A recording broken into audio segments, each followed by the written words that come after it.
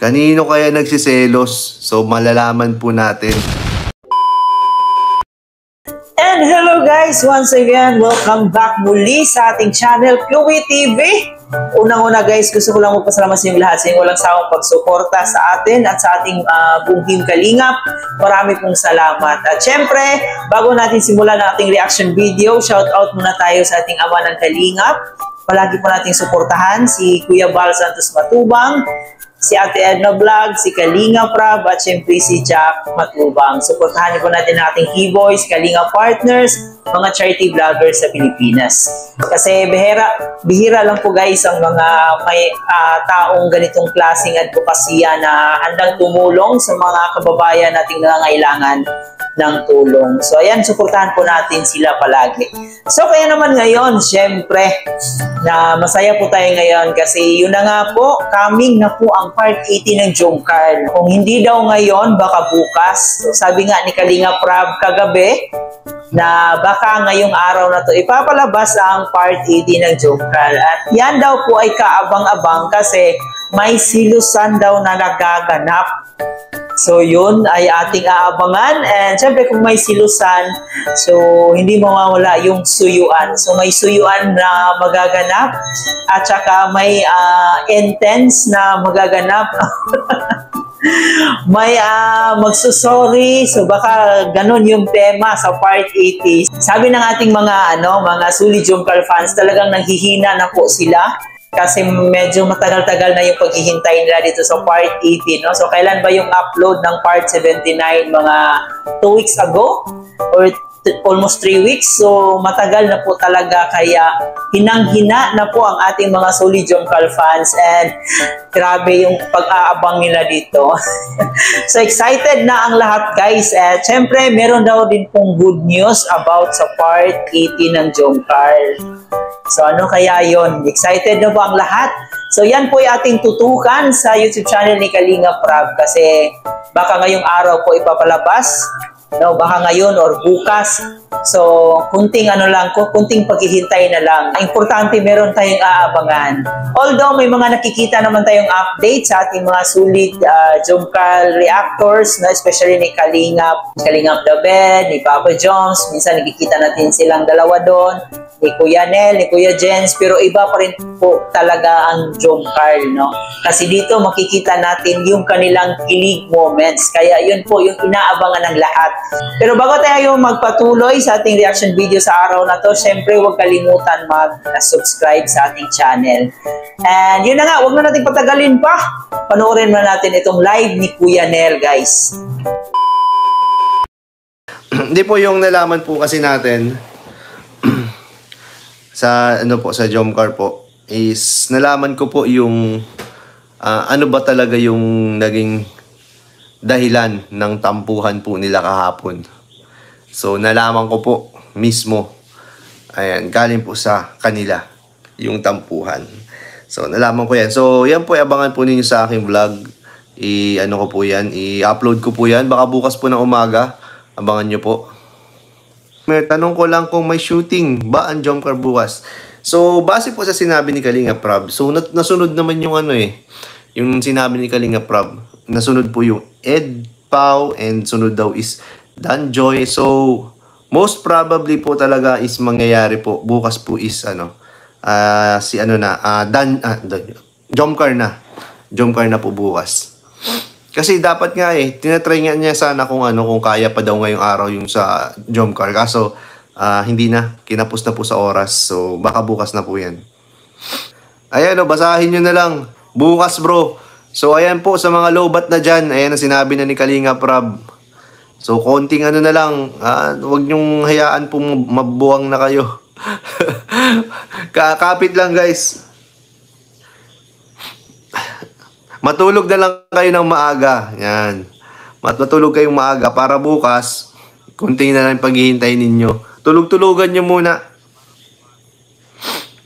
Grabe, lakas po. Uy, grabe naman Iba-vlog ko na bro kasi mukhang malungkot si Joms kanina magkasama kami. Hala! Grabe yung bulong ni Kalinga Prab. Grabe po ang bulong ni Kalinga Prab. Oh, ayan Kaso hindi ko siya mapin. Hindi niya napipin Gusto ko sana ipin eh. Hindi ko napipin kasi bro eh. Sorry. Nakaano kasi pakulay. Grabe, lakas po ng VIP sponsor ko. Nagsiselos? Bro. Ala. Ala, para... Legit pa na yung sinasabi nila dito, bro. Parang hindi ko alam yan.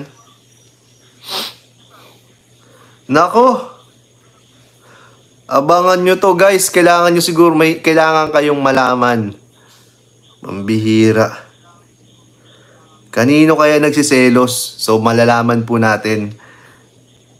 Bigla ako napaisip. Sino ang pinagsiselosan? Ha! Ha! Ha! Nako, maingay na naman to, guys. Mag-iingay na naman ang ano nito. Ang mga viewers. Sino si Papa Joms daw may pinagsisilosan. Yun yung mga naririnig ko dito sa ano, sa comment section. Ay, nababasa ko kanina sa comment section. Pambihira ka, Papa Joms. May naganap na silosan, Kuya Nel. Muntik na kami naiyak. Hala! Ba't hindi ko alam yun? Nagsiselos. Ano daw? Si Kuya P. Nagsiselos kay Kuya P? Ba't kay Kuya P? Hala. Yan, bashing is waving. Hala. Medyo nakakabagay yung mga, ano, mga bulong ni Kalinga Prab. Malalaman po natin bukas. Eto na nga finally, no, yung sabi ni Kuya Nel, no, ngayong araw na po daw ang part 80. Ayan. So dito pa nga po napag-usapan na may silusan daw nagaganap sa ating Jomcar. Baka ito daw po ang dahilan ng kanilang kunting tampuhan. Kasi nung nakaraang araw, balita-balita na may kunting tampuhan daw po itong ating Jomcar. So, maaaring isa to sa dahilan kung bakit may tampuhan na nangyayari sa kanilang dalawa. Siyempre, hindi mawawala daw ang good news sa part 80. So, yun na nga, kabang-abang po daw talaga. Doon po natin malalaman daw ang mga iilang sikreto ng Jomcar. Yun, marami nang nababaliw, marami nang nanghihina dahil sa tagal na nilang naghihintay dito sa part 80. And siyempre, subang tagal din naman ng paghihintay natin. Kabang-abang kasi may silusan daw na nangyayari at siyempre after kunting tampuhan, so may suyuan na magaganap and kilig moments na naman.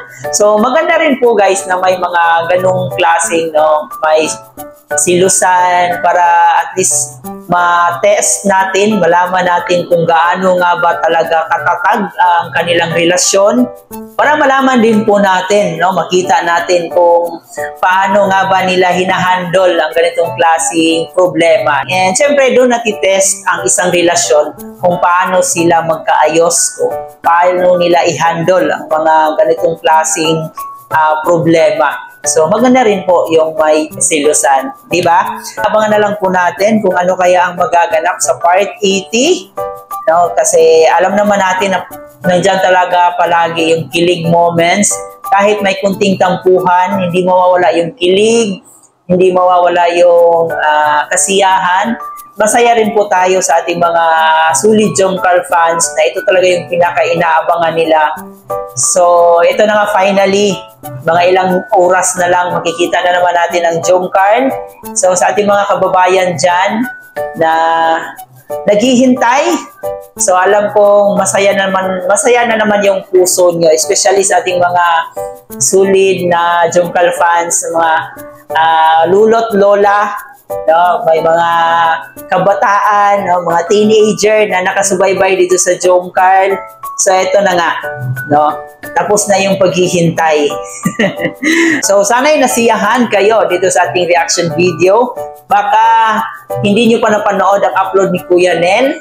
So doon nyo malalaman yung sikreto daw, no, isa sa mga sikreto kung bakit may tampuhan ang Jomcar. Huwag niyong kalimutan panoorin niyo po ang bagong upload niya. Suportahan natin palagi ang mga tao sa likod ng Jomcar, no, especially ni Kalinga Prab, ni Kalingap Jomar. Suportahan natin sila, lahat ng mga Kalingap reactors about sa Jomcar.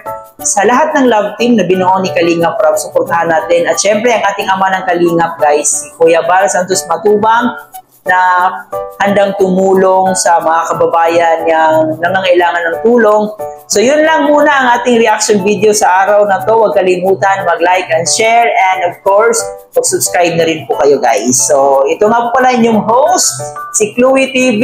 Huwag kalimutan i-subscribe ang ating channel. Thank you for watching, guys.